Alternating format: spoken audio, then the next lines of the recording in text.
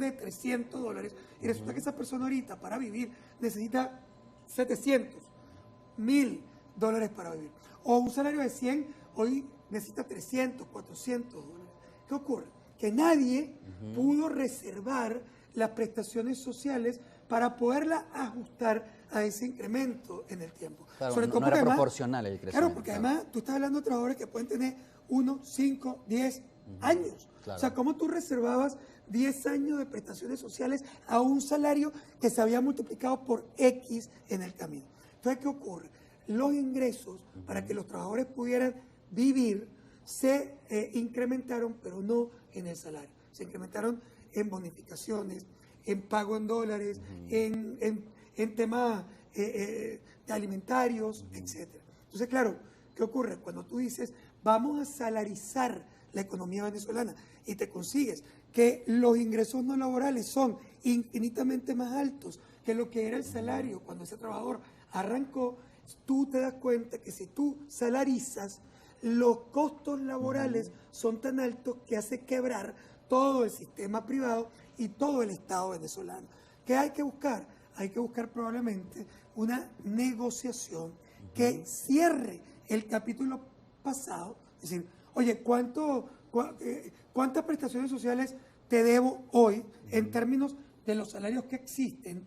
¿Cómo hacemos un pago completo sobre esas prestaciones sociales? ¿Y cómo comienzo de nuevo? Incluso si la quieres dejar retroactiva, pero ¿cómo comienzo de nuevo sobre una economía que es un poco más estable? Si tú no haces eso, que te reserve el valor real de... La transición es imposible porque quebraría todo el sistema económico. Vamos a revisar comentarios, preguntas, dudas de nuestra audiencia. Michelle nos hace un resumen breve. Por la hora vamos a tratar de dar respuestas cortas, señor León. Así es, se ha generado muchísima información, comentarios y preguntas a través de nuestro Twitter, @primerapágina, preguntas cortas, respuestas cortas, por favor. Gilberto Velázquez dice, saludos, ¿qué debe ocurrir para que los venezolanos tengan un salario que les permita vivir y no sobrevivir? Que un aumento de mi salario no se traduzca en un incremento brutal y desbordado de los precios.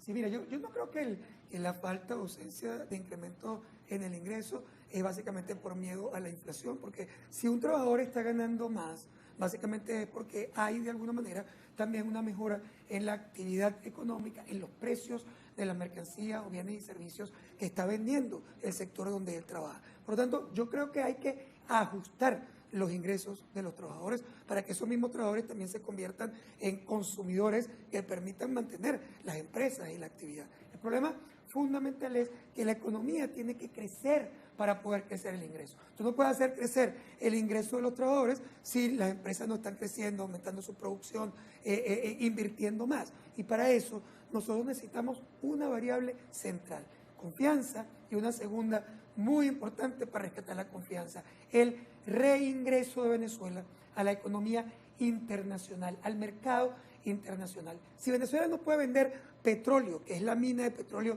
más grande del mundo, si no puede vender gas adecuadamente en el mundo, nuestra capacidad de generar ingresos, inversión, mejorar la electricidad, poner recursos en el sistema es muy restringida y no vamos a poder rescatar ingresos de los trabajadores. Bien, recordemos que necesitamos respuestas cortas, señor Luis Vicente, porque tenemos bastante interacción en nuestra red social. Ramón Ramos, el líder, ¿cómo cree usted que ha influido la corrupción en el flujo de cajas de este año del presupuesto de la Nación? ¿Tiene algún estudio sobre el monto afectado al flujo de caja cuando se habla de más de 30 millones de dólares? No, bueno, muchísimo más que 30 millones de dólares, pero no hay un estimado serio que podamos estar completamente seguros, porque precisamente la corrupción ocurre en mercados oscuros, opacos, que no se pueden auditar, que necesitan todavía mucho tiempo para identificar. Pero lo que es verdad es que se perdió alrededor de la corrupción una cantidad muy importante de dinero que afecta a un país que está muy empobrecido. O sea, si tú te estuvieras robando la plata en un país muy rico, ya era malo. Pero si te robas la plata en un país muy pobre, afecta en la capacidad de manejo del Banco Central y con eso afectaste la devaluación, los precios y el consumo. Bien, vamos con más información, interacción de nuestra audiencia a través de @primerapágina. Master Zapata comenta, ¿Qué pasa con los sueldos y salarios? ¿Por qué no se ajustan? El costo de la vida es demasiado alto. Tengo amigos que trabajan en tiendas de celulares y tecnología en centros comerciales importantes cuya remuneración es solo del 1% de la venta sin sueldo base. Yo estoy completamente de acuerdo que Venezuela necesita urgentemente un ajuste de sus ingresos.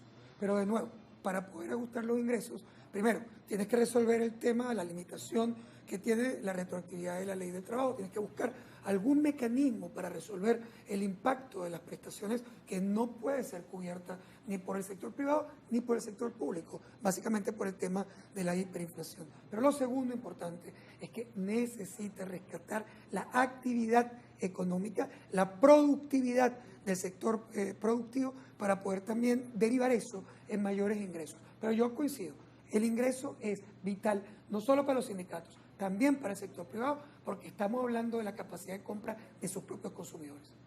Manuel Salinas pregunta, Luis Vicente, ¿usted no cree que ese aparente crecimiento económico era una burbuja artificial producto de la corrupción, ya que mucho de ese dinero fue lanzado al comercio creando un espejismo?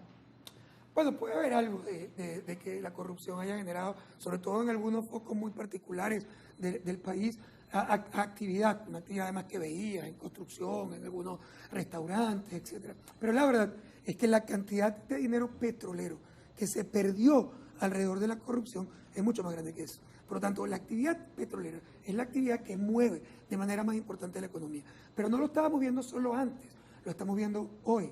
Fíjate que desde que PDVSA resuelve el tema, atiende el tema de corrupción y equilibra el presupuesto y empieza a entrar también los recursos provenientes de las exportaciones de Chevron, que además está licenciada para operar en los Estados Unidos sin descuento en el precio petrolero, también la economía comienza otra vez un proceso de reestabilización, una reestabilización muy frágil, pero reestabilización al fin, que hace prever que hacia el final del año podamos tener ciertos niveles de recuperación económica contra un primer cuatrimestre que fue bastante malo. Ahora, señor León, entendemos que Venezuela, y lo sabe el mundo, es un país que basa su economía principalmente en la renta petrolera.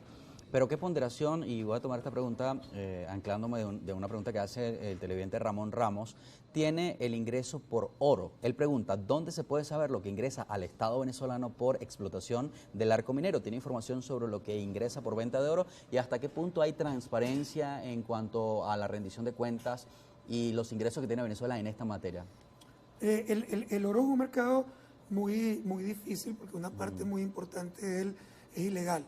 Es decir, cuando hablamos de la producción de oro del Estado, habla solo de una empresa que opera legalmente, que tiene básicamente su flujo completamente controlado. Formal, que es formal. Pero es que la gran producción de oro en Venezuela, sobre todo en el arco minero, tiene que ver con operaciones ilegales.